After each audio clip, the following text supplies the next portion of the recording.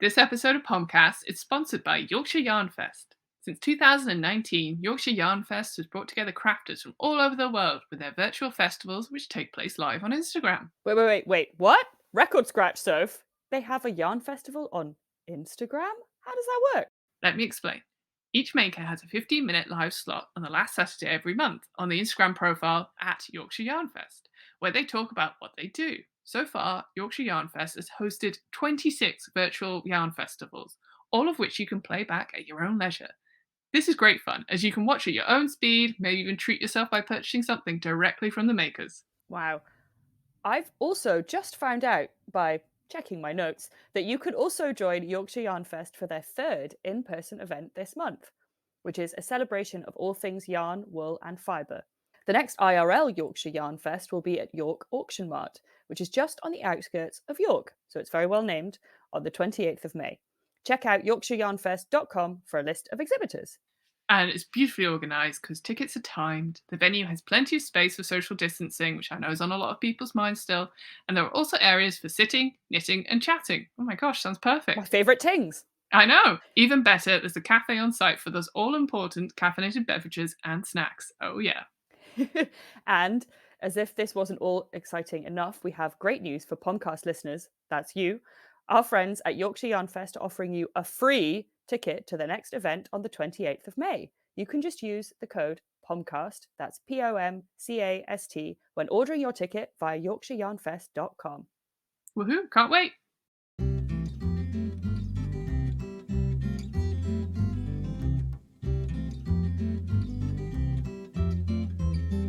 Hello!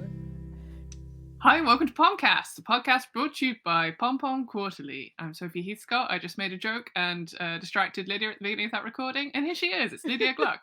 I'm back from the joke. Hello. Did you have a nice time? It was great. It was a good joke. I enjoyed it. And now I'm back to the real world where there's no jokes.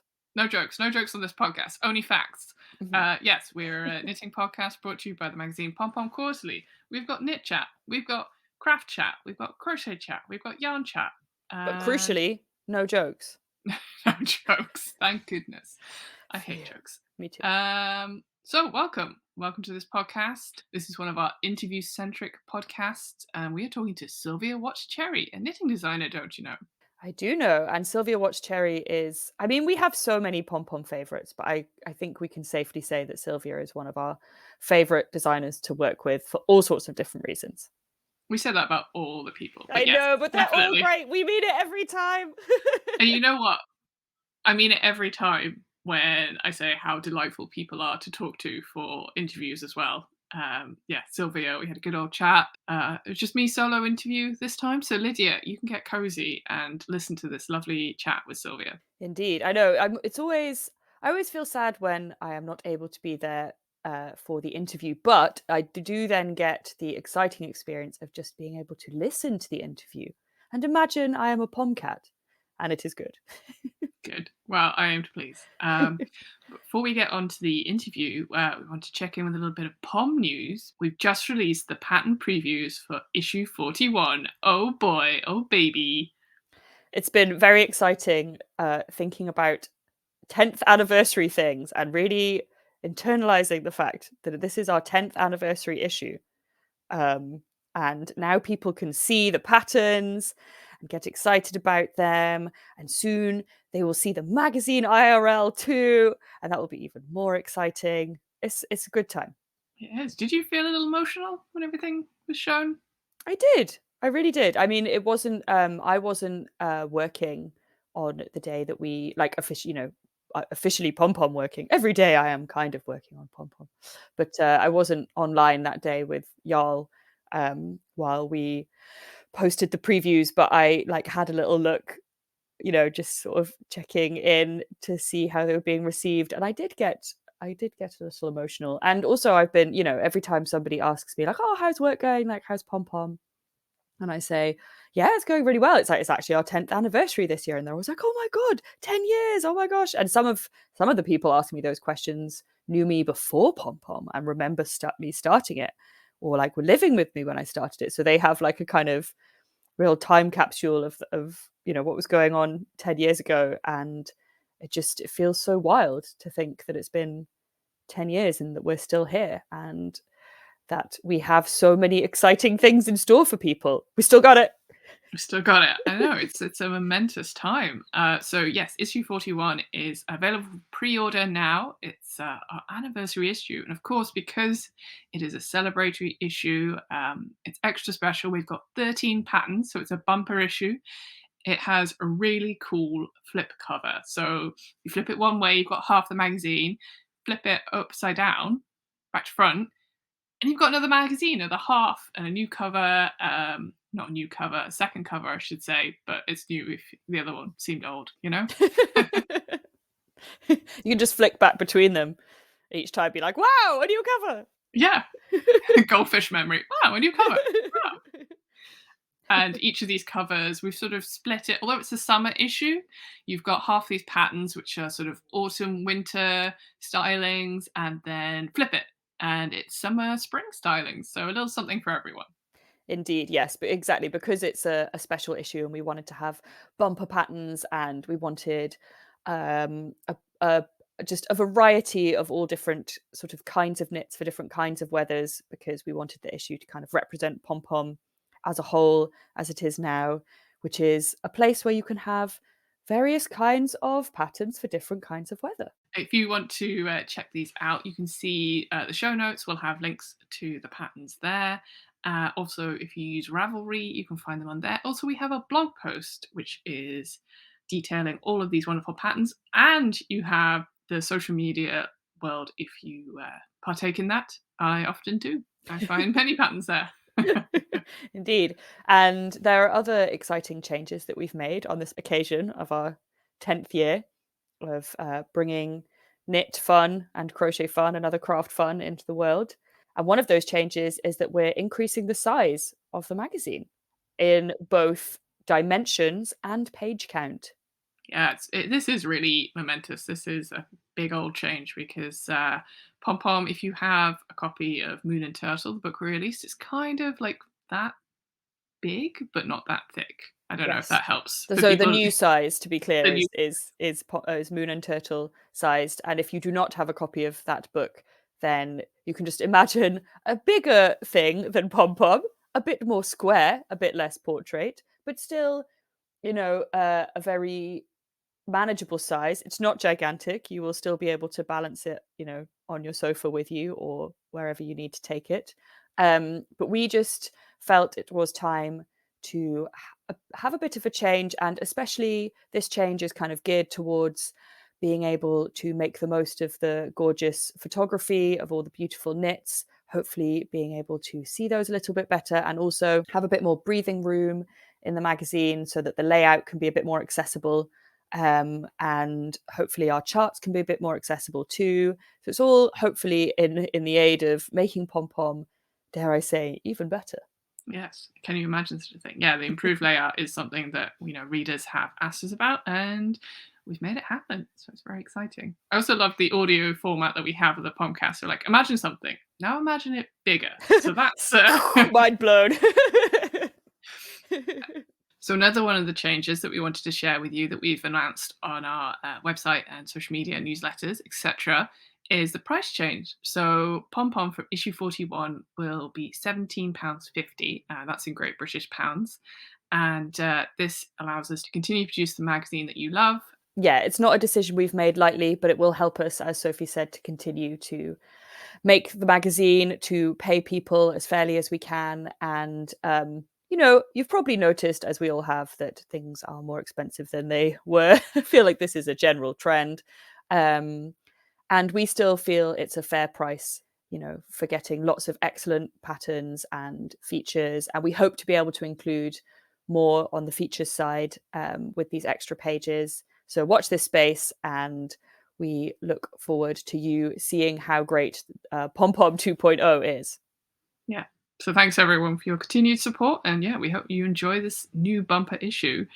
Along with the exciting celebrations of our 10th anniversary, just want to spend a little time to mention the merch that we have on the website, which is so fun. It really is. We had we had a lot of fun trying to decide on which anniversary related merch we wanted to put out there, and choosing colors and so on. And we have three, not one, not two, but three items of merch for Pom fan perusal. Yes. So stitch markers, pretty impractical. Everyone needs stitch markers, and these are a super cool collaboration with All Stitch, who do stitch markers, and they are shaped like flowers. Lydia, I mean, what more do you want? Nothing else. Everything is complete now. I have all the knitting things I could ever dream of. Well, you think that, but then I'm going to tell you that we have tea towels. Whoa. Tea towels? I Yeah, love tea towels. They're I how I know. dry things in my house. I'm going to keep using the phrase pretty impractical because I mean, like, they are, right? Agree. And these have a super cool, like, flower daisy design, which is based on one of the designs in issue 41 by Amalia Siva, and it's sort of a riff on her lackadaisical mitts from issue 41. So we're delighted to use that little design across our merch. And then, what do you get for the person who has everything and loves Pom, Lydia? I mean, I feel like they maybe would like a way to really wear their pom pom love with pride, perhaps on a sort of garment. I think I've got just the thing for you. You need to get yourself a pom pom t-shirt. You're right, I do. That's what I need. My goodness. So using the same fun daisy design from the tea towel, we have a set of t-shirts. And you'll notice that in the website they're modeled by the staff. So we all love our t-shirts. It's just win win win. It's very exciting. Yes, don't have my personal t-shirt or stitch markers or tea towels yet, but oh boy, when I do, I am so excited. I recently did a sort of I tried to find all the stitch, I'm not very good at keeping things all in one place, and I have sort of stitch markers scattered around my house. And it's looking a bit sad, so if I'm not gonna lie. So I'm excited to have a little refresh and upgrade my stitch marker situation. I mean, this is the ultimate upgrade. Yeah. I mean, I'm the kind of person who has a little tin with all my stitch markers in. So, just that's But even vive la so. difference. Yeah. Yeah. So you say tomato, I say tomato. And that's why we work together on a podcast. Exactly.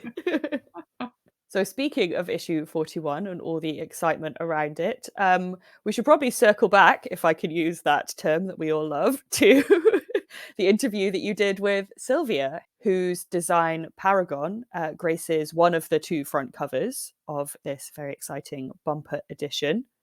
So you'll know Sylvia. Oh, you should know Sylvia. I mean, Lydia, when I say you should know Sylvia, you do. Her designs have featured in issue 30 of Pom Pom, her Fata Morgana, which is this beautiful lace uh, and sort of chevron textured inspired jumper. Tortoiseshell, which is also the cover of issue 34. It's an amazing intarsia number. And yes, unsurprisingly, there's a little bit of intarsia involved with Paragon on the issue 41 cover. Sylvia is amazing knitwear designer who uses bold patterns. She's sort of inspired by her African heritage and uses African textiles and carvings in her work. She was just delightful to talk to. She was just warm and friendly, and I just can't wait to share this interview with you. So, Lydia and Pomcats, please enjoy our chat with Sylvia.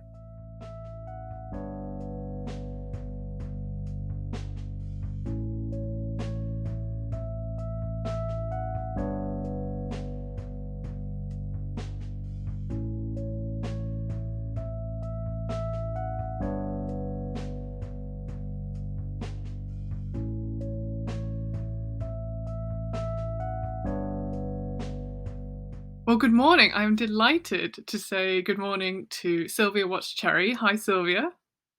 Hi, Sophie. Welcome to the Pomcast. I'm delighted to know that you're a fan of the Pomcast, that you have listened.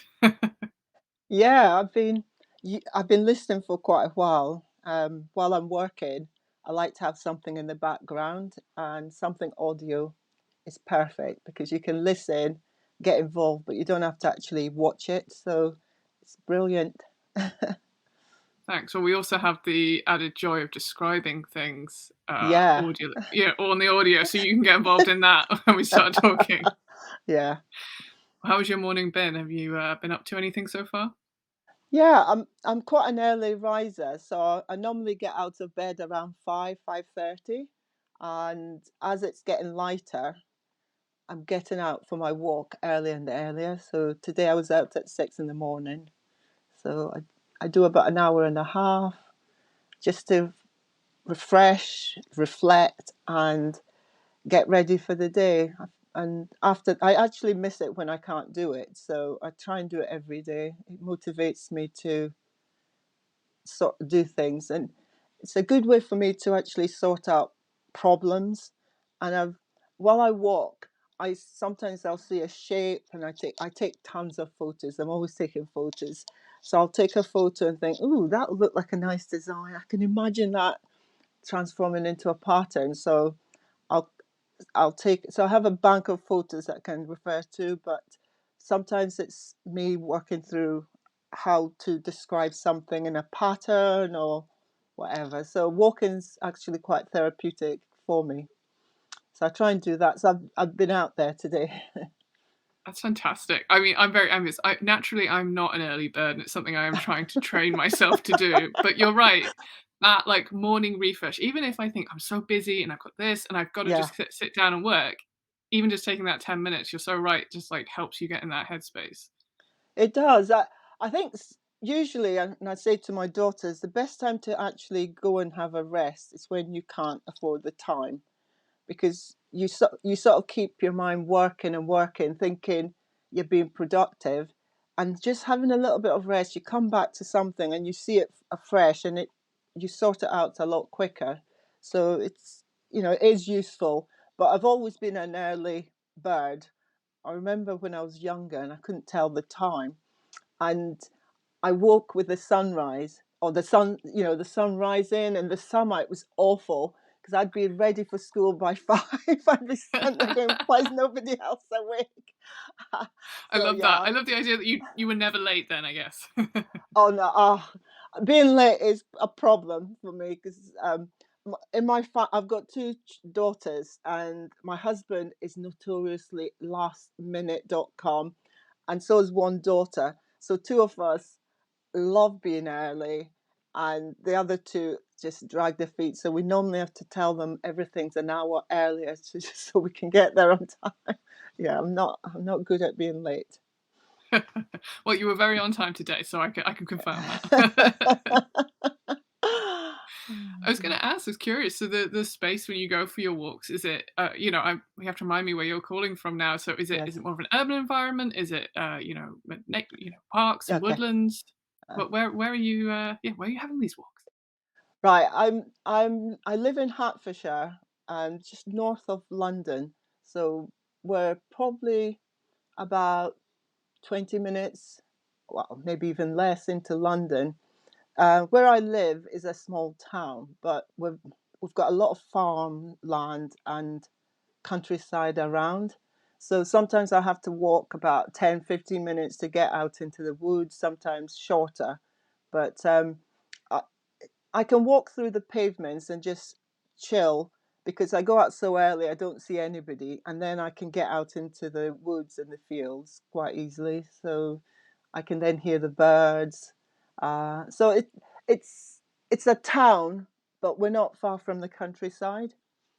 Yeah, wonderful. It's such a tonic to be able to have that space to Yeah. do that. How wonderful. Oh yeah. It's. I mean, I don't think I could function without my early morning walks. It is something that I desperately need every day. It's good practice, and I'm glad you've had it today. So yeah, you're set Yeah, I up. have. I'm set. I'm ready.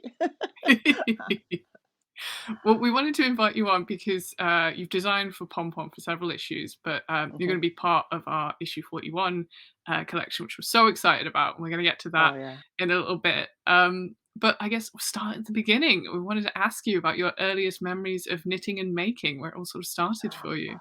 Wow.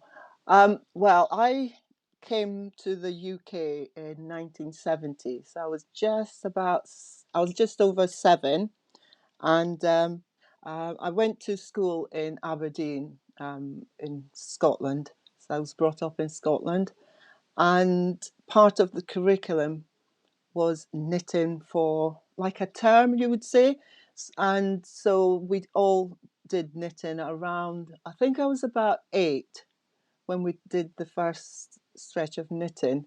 And it was just something I took to immediately.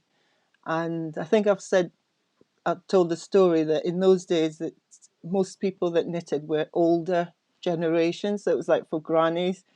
And as much as we admire handmade garments today and love to show them off, in those days you wanted to buy shop bought. So if your parents or grandparents made you anything and you were embarrassed to wear them to school. So it wasn't something to boast about, but I just loved it. So none of my friends took to it. And I remember everybody struggling to cast on, and I just went whizzing through, casting on, made a teddy bear, and it was a red teddy bear. I wish I'd kept it. You know, the things that you throw out because it does, you just don't think they're important. But I made teddy bears, I made clothes for my dolls. So that was my earliest memory of making and just loving it. And my mum was not creative or craft in the crafts side at all. In fact, they used to wonder why I was doing things like that, or how I understood it, and it just all made sense to me. I've always enjoyed numeracy, so to me it was all very rhythmic and sequential, and it just made my maths brain quite happy. Then we did some sewing, and I remember, again, I came from an era where girls did one thing, boys did another. So before you left primary school at 11, you had to have made an apron because you were going to use that in secondary school to cook and to learn cookery. So I made an apron, and then in secondary school we had to make a shirt, and it was in the 70s, so you can imagine all those collars and things. Those long pointed collar, yeah. Yeah. Those are, and the floral, like Liberty but worse type patterns on the materials. So again, that was something I did. I didn't take to sewing as much as I did with my knitting. My knitting was always there all through school, and in fact, this year I'm 60 years old, so we're arranging, a small group of us from school are having a trip up to Edinburgh to have a week together. A lot of my friends have sort of become aware of how much knitting I do, and they reminded me how I was always knitting during recess and playtime and stuff. I was always knitting, so it's not just my memory. So people have reminded me. So I knitted all through school and university in my time, hidden from everybody because I didn't really want people to know I wasn't cool. Um, so in the 1980s, I started my machine knitting journey, and I started designing loosely, in the loose word, that we're designing knitwear for children. And I'd have parties where a host would invite their friends, and I'd showcase some of my samples, and they'd place orders, which I would then go off to make up and deliver to them. So I enjoyed doing that. And that was just before I had my daughters. And when I had my daughters, it sort of put paid to machine knitting because it took up so much space. We didn't have the room. So that was still part of making. I had my daughters, and they went to a school where a lot of moms had time to make things. So you had to get involved in making things. So every time there was a party and it was a fancy dress, you'd have to have all the right stuff. And I couldn't always buy because I had two daughters, everything was being duplicated. And so when they went to ballet classes, I saw the dresses they had to wear, and I thought, I'm not buying that, I'll make it. So I go to the market, buy all these materials and make their dresses. Um, I can't sew, I can just seam up. I didn't do any tailoring or anything with it. I just saw the shape, drew it around the girls in brown paper, cut it out, and then I just sewed it and made it fit them. So that was the extent of my designing in that sense. I love that. I think that's like the motto of so many of a maker, seeing something and being like, no, I can make that. I'm not going to buy Yeah, that. it was just ridiculous. The worst was when you went to the Disney shop and you saw the little princess dresses, and I'd go back. I thought, I have to buy 2 of these. I can't afford that. So I'd just take them into the changing room, took all the measurements, then I'd go to John Lewis and just say, I need material. What do you need? Well, I need that. And I'd wind it round the girls because I didn't know how much I needed. And then I'd go home, I'd place them on the ground, trace around them, and just made things. And it worked. So that went on for a while until we started our business. And that took up a lot of time. And, you know, you're working 7 days a week to keep a business going, bringing up the children. So my making sort of stopped a little bit. We sold our business in 2016. And just before that, probably about 2015, I was under quite a lot of stress with just managing so much. We hadn't expected the business to grow as it did, and it And was this is just the a lot. machine knitting No, business, no, yeah. no. I gave up. No, no. I gave up machine knitting after my daughters were born, but because I didn't have the space to hold all my yarns. We went into an educational business. We set up a tuition center, because I sort of, when I got bored being mum, because I think I've got a bit of a short attention span. I love my kids, but I just felt my brain was dying slowly, and I needed to motivate myself. So I volunteered at the local adult education centre, and I was working with adults with basic skills, the poor numeracy, and just was astounded as to the poor numeracy that I could see. And I thought, this is a rich country. How can people have reached this stage with such poor skills? And that it was just before all the education talks by the government. So I was involved in all the setting up of those things. And I was doing it all voluntary after my normal day job and leaving the girls with their grandmother and my husband. And I was just so incensed. And I think, again, going from my science background about research, I just thought, there must be a reason why these people are failing. So I wrote to all the schools in Hertfordshire, all the head teachers. Most of them, in fact, almost everyone apart from 3, ignored me. Because my question was, why is this happening? What's being done to address it? And I remember having a meeting with 2 head teachers from local to us, and their thing was that parents wouldn't be interested in education that much, and they knew there was issues. And I thought, but I'm a parent and I would do anything for my child. So that's how we set up initially, because I just felt that they were wrong and I needed to do something. And what I did was I looked at, because we live in a fairly wealthy area where private schools are there are a lot of private schools locally.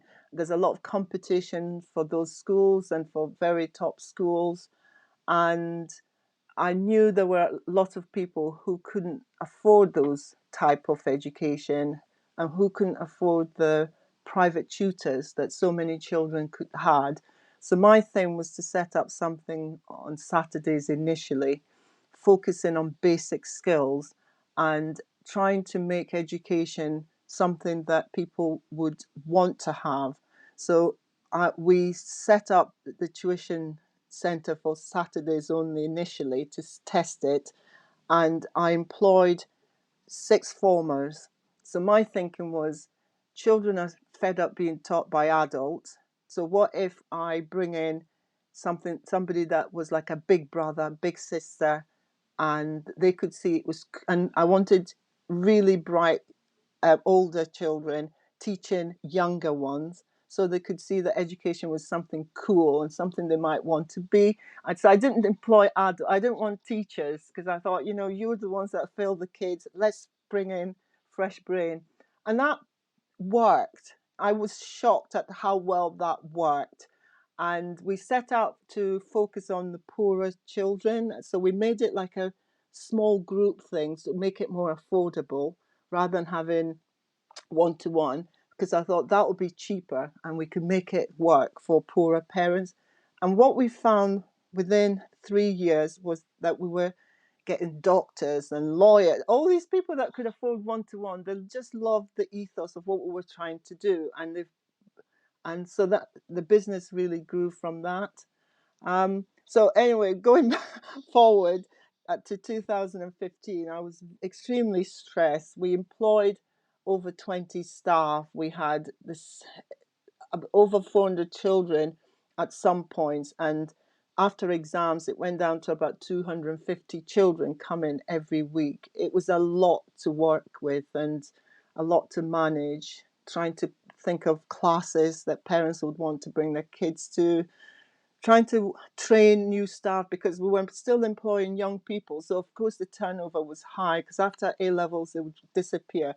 And what we also were doing, we're bringing in children that we taught. So they went through our system and we looked at those we thought had the skills to mentor younger ones, and we invited them back to teach. So it was like a family environment. It Everybody sounds knew everything. fantastic. Yeah. It was really good, but I was stressed. So I went back to knitting. I went back to hand knitting, and I didn't know anything about the popularity of knitting and how it had become popular while I'd stopped it. And when we sold our business in December 2016, I found myself in January thinking, well, what do I do now? All my friends are still working. I'm too young to be going to the old people's centre. So what do? I go back to my knitting. And I found two places I could go to. One of them was like a meetup. I found it in Meetup, and it was a place not far from me in just Finchley area in North London, and went there and just met this group of wonderful women, and it was really good fun. And the second place I went to was South Thames College in South London, and the tutor there, Ruth Herring, was a designer herself and been designing for years and does a lot of designs for designers. She works with a lot of designers. I went there because that was all I could find. So I didn't need to learn how to knit. I just wanted the company. The And community, yeah. yeah. So she encouraged she encouraged me to start doing my own designs in a loose way. She'd say, well, what do you want to make? "Oh, I want to make that. I can make that for my husband or my daughters." And she says, okay, so what you do is bring a jumper or sweater that will fit them the way they like it and use the measurements from that. So that's how I started playing around with it. And then I got, after all the talk about do Black people knit and everybody's starting to become more visible, and I in turn decided that, you know, I don't need it, but if it will help others see that there's Black people knitting, let me show myself on Instagram. So I started posting a little bit on Instagram, and I think that's how I got spotted by one of the researchers of the Channel 4 program on Kirsty Allsop's Christmas sweater competition. And I got involved. I thought, oh, it's a bit of. I thought it was a joke, and so I didn't. I thought, why would they write to me? This is a joke. So I ignored it, and one day I was talking to some friends and I said, oh, you never guess what sort of message I got on Instagram, these people. And I relayed it and they said, well, it might be for real. I said, nah, don't be silly. So I went back on it, and I think it was meant to be because the deadline was that day that I was having the call, but I'd missed the time because it was by a certain time. So I sent a message saying, I'm not sure if this is genuine, but if it is, I'm still interested. I know I've missed the cut-off time. And the message came back, yes, you have. Really sorry. But on the Monday, I got another message saying they've decided to extend it. We'd really love you to put a submission in. And that's when the Eureka moment had the effect. Because then I thought, let me do something with an African background. So I've found a piece of material, and it's a very popular material with sort of circles and things. I haven't brought it here, but it's quite a popular material.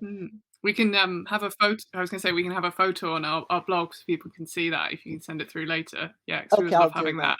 Yeah, thanks. Okay. And so what I did was I decided to come up with the design, which is, I called it the African Christmas jumper, Yeah. Oh, I which love it. I've got has show and tell here. This is great. um, so can you see the bubbles and the Yeah, different yeah. colors? It's sort of, if you haven't Okay. seen it, it's like mustard, and we've got that fantastic blue and the bauble intarsia almost. Yeah. Yes, it is. And the sequence, and I thought that the cable made it look like Christmas baubles hanging Yeah. up on the tree, and sort of that was the tree. So you've got the tree with the baubles hanging down.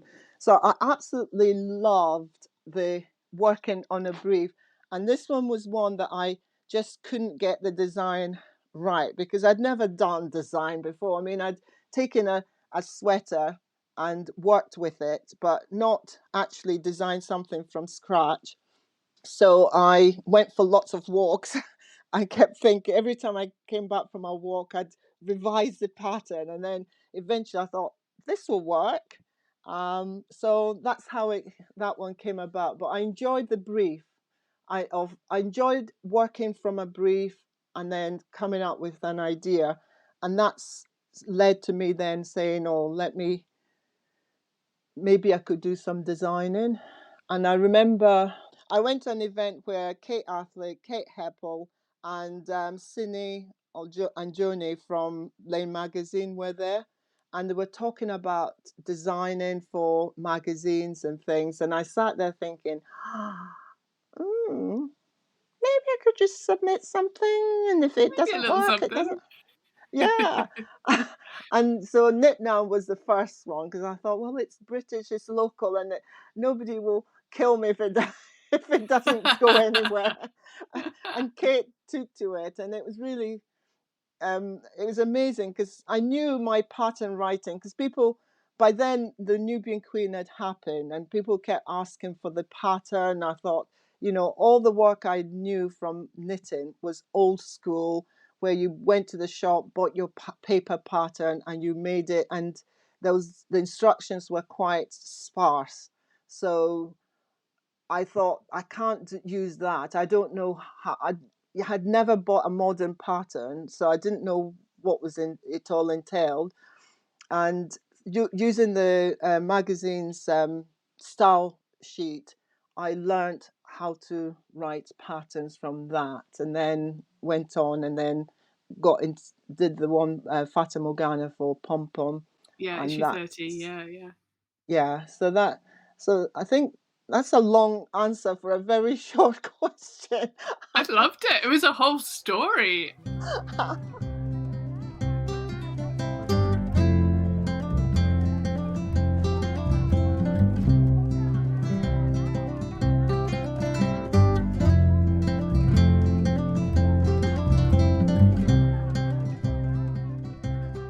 So one of the things you mentioned was that Eureka moment, which I've read about, and I wondered if you could tell us a little bit more about what that means.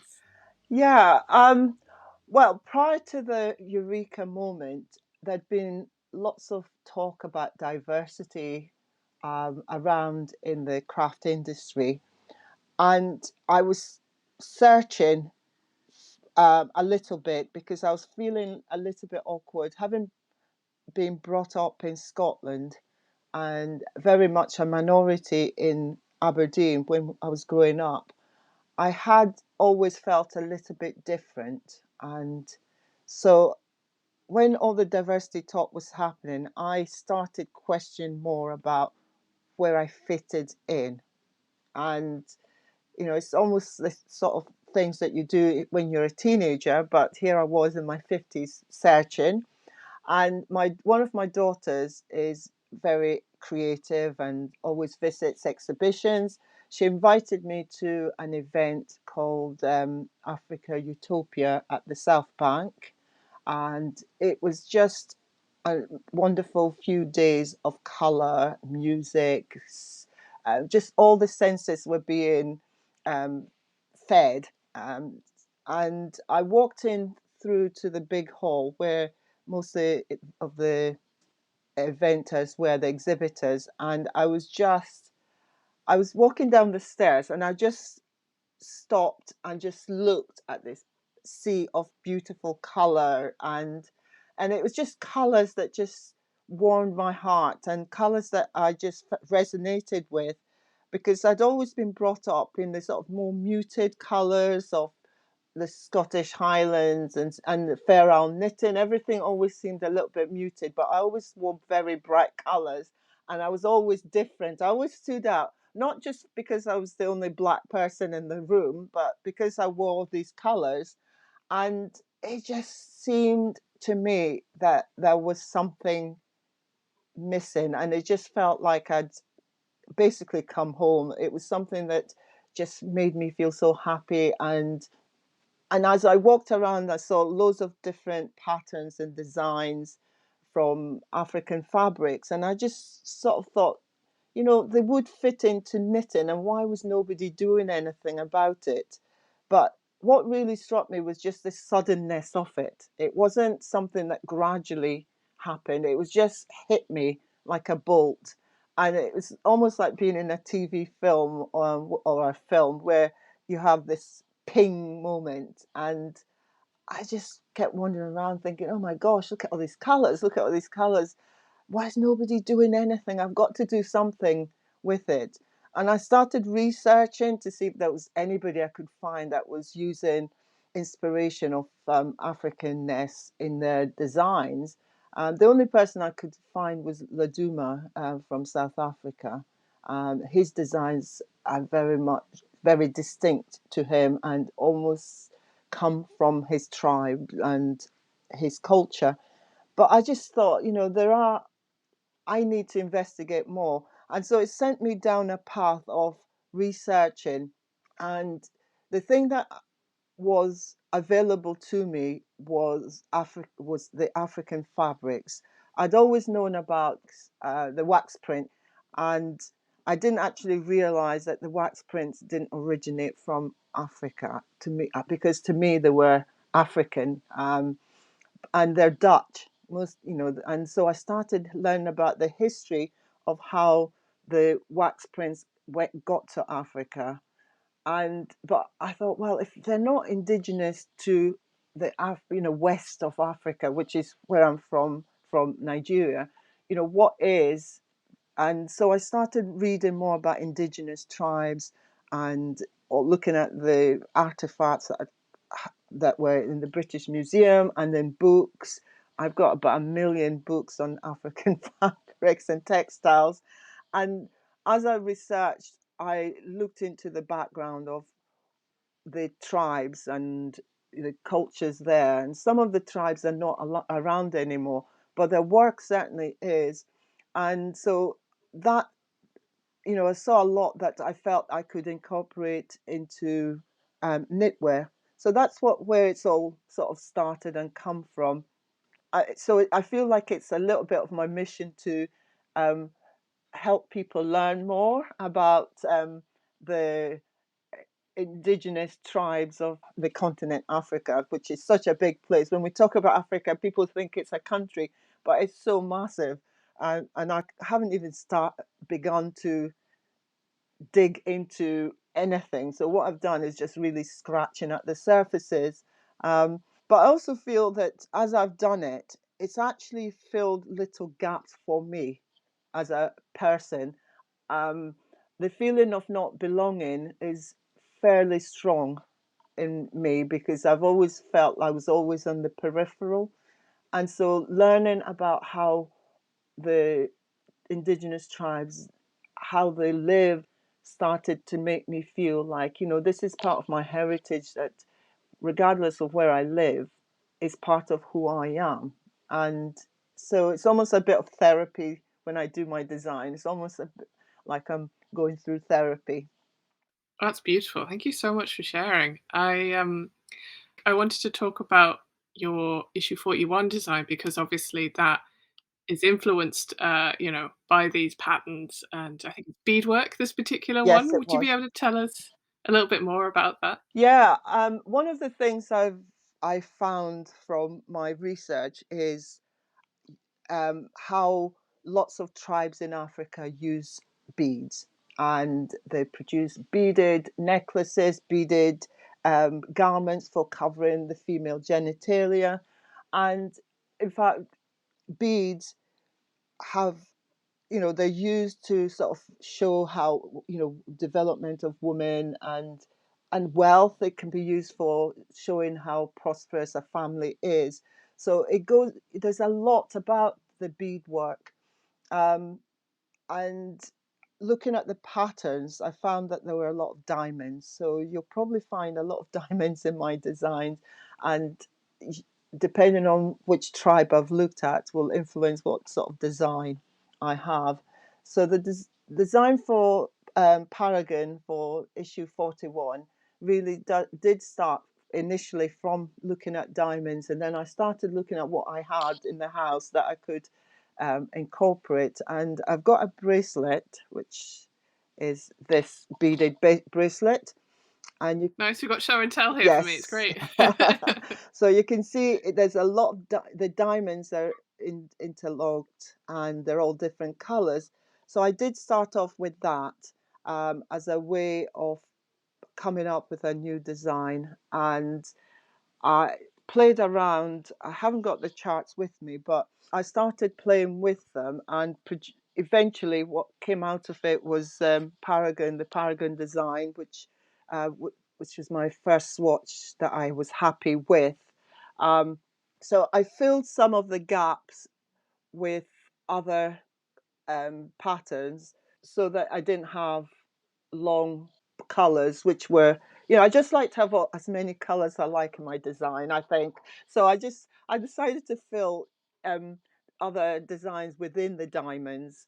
So there was other patterns going on there. So that's how the Paragon came about. And I was so happy with the yarn companies that were chosen, especially when La Bien-Aimé's pink lipstick, flashy lipstick arrived, because that's one of my favorite colors. It's so strong, and I started playing with it.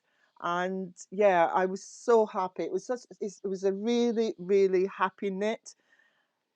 Whenever I do intarsia, people say, "Oh, oh gosh, there's so many ends and it takes so long," but it's actually a very therapeutic way of knitting for me, because I don't have time to think. I'm just looking at the colours and they're appearing, and it's so actually the plain parts which take me longer.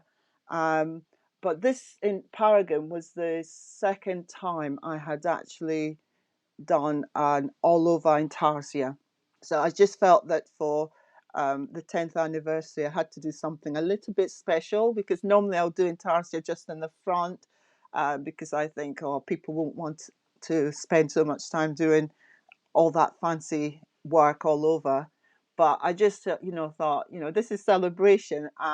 It's a celebration of Pom Pom being 10 years. It's also my 60th birthday year. So I just wanted to pour everything into it. And so I just thought, you know what, I'm just going to put it over the sleeves and the front and the back. And I didn't, as I was doing the grading, I sort of realized that I had to do a chart for each size and the sleeves. So that was fun. But yeah, that's how Paragon came about. It started off as a bracelet, a beaded bracelet, and ended up as a fabric, wool fabric. It's fantastic, and it is like you're so excited about it because it's so exciting that it is this anniversary issue and it is so celebratory, and for you to call it a happy jumper, I Yes, mean, yeah. it just sounds all so great. Yeah, I mean, it made me happy. When I was approached to put in a submission, I thought, I'll put it in, but I'm not sure. And when it was accepted, I thought, yeah, this is it. It's going. I'm going for this now. Because I just wasn't sure how people would, whether people would be interested in intarsia all over. Because I know when I've had patterns, people ask, and they admire it, but they say they wouldn't want to make it because they think it's difficult. But I really don't think this is difficult. And I've seen some of the samples that have been made, and they're just, each one's amazing. I look at them, I think, I looked on Ravelry. I think there was two other. There's the chink fiber one, which is absolutely beautiful, and then there's somebody else has done another sample on Ravelry, and I looked at it and I thought, oh, I want that one too. So that's it, really. Amazing. Well, we're very excited about it, and I was going to say we'll have links to all those beautiful photos and projects on our blog so people can see them. So yeah, we're very excited about Paragon, and we know that you're excited as well. So I am. yeah, we'll see lots more beautiful versions very soon, I'm I sure. I hope so. So I guess I wanted to ask, what's on the horizon now for you? What future projects are you looking forward to? What sort of plans, hopes, and dreams do you have? Okay. Well, immediate plans for me is having my grandson to visit. I'm dog sitting at the moment, so it's been quite stressful getting up. I normally get up early and go for morning walks, I but know, yeah. but this dog needs to be walked. So he'll come in at about 5:30, and I just wake up. I think, okay, let's go, and going out for 2 hours with him. But my grandson, who's on holidays with his parents, is arriving in just over a day. So I'm excited. You know, it's a lovely thing to have a grandchild. It's almost like when you have your own children, you're so busy being reactive, you know, reacting to everything that's happening, making sure that they're fed, they're reaching their development targets. My experience was that I didn't have a lot of time to actually enjoy my children. So for me, having a grandchild is like getting the chance to actually enjoy that experience of having somebody little that is connected to you. So I'm loving that experience. Um, in terms of the work, I'm sort of looking at really where I'm going to be going. I get better known. You start to get lots of offers, and it's about matching the offers that meet your desires. And you know, I've loved everything I've worked on, and that's the problem. I love everything I do, and I think now I just need to calm down and just look at the projects that I work on and make sure that they're meaningful to me, or for me.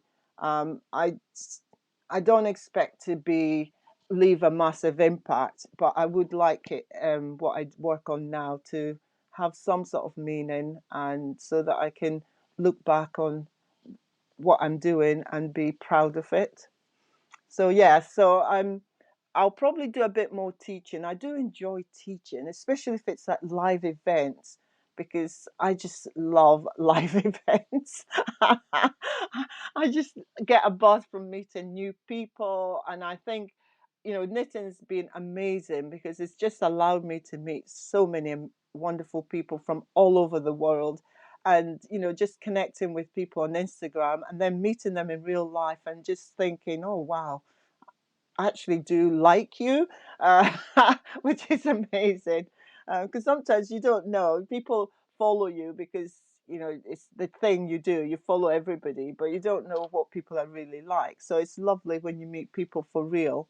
So yes, I'm probably going to do more teaching, and I will carry on doing my designs. And it may be that we'll get a book out of it, because I really do want to delve a lot deeper than what I've done, and just really look at the history of some of the work that I've been looking at, and maybe a little bit about the people, you know, their dreams and desires, everything else, and then maybe a pattern from it.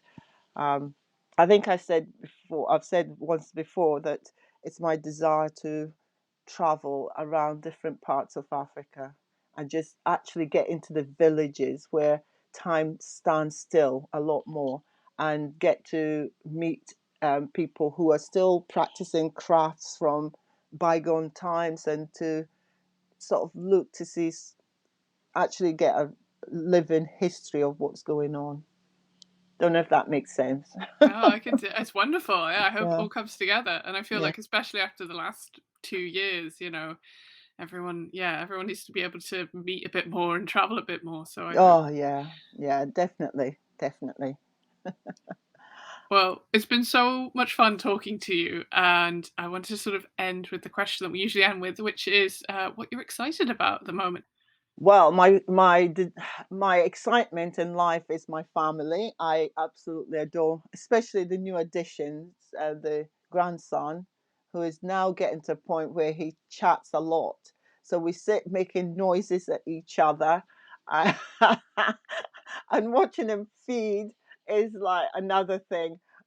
His parents just strip him off now because he's so messy, and they're fed up washing him. So watching him eat is just such an experience because he's completely stripped and he has his bib, and then the food goes everywhere. It goes on everybody.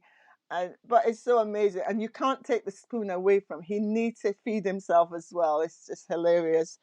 So yeah, he's coming to visit again in a day and a bit, and so that's what excites me. It's just watching him growing into Oh, the human that he needs to be. So, that's so sweet. I was going to say, it's like he's not getting food over Grandma Sylvia's knitwear. I guess. oh God, no, nobody does that. When they visit, I lock the workspace and I just become granny. Yeah. All right. Well, it's been lovely chatting to you and getting to know a little bit more about you and your work. And I hope one of these knitting events very soon we can meet in person, because that would be great. I hope so too. Thank you very much for inviting me. Thanks for everything. Bye, Sylvia. Thank you. Bye.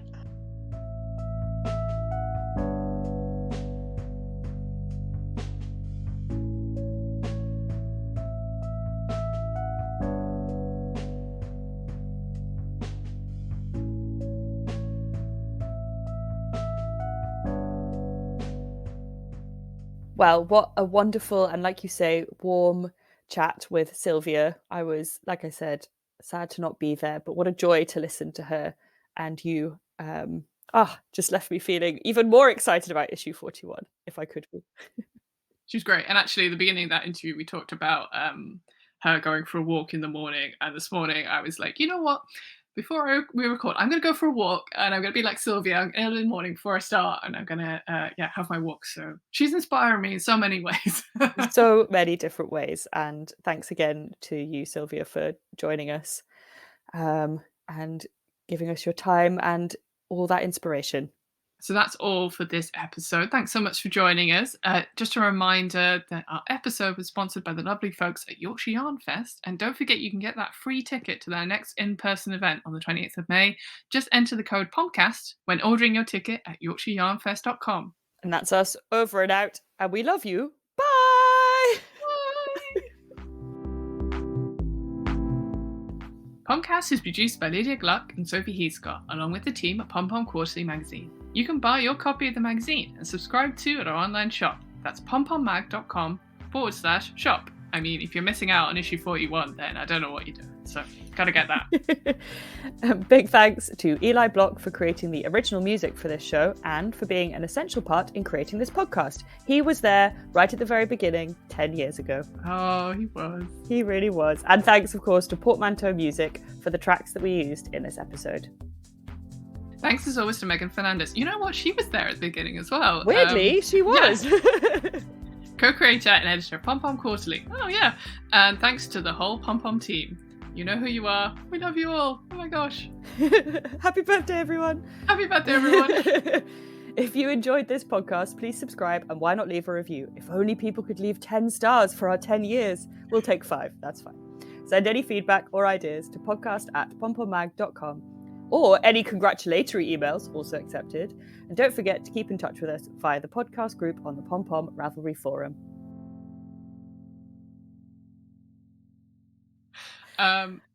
So, speaking of issue 41, I was trying to segue. Would you like to segue? Speaking of issue 41, wait, why am I segueing? For Sylvia? Yeah. Okay. Wait, why am I segueing? Where am I?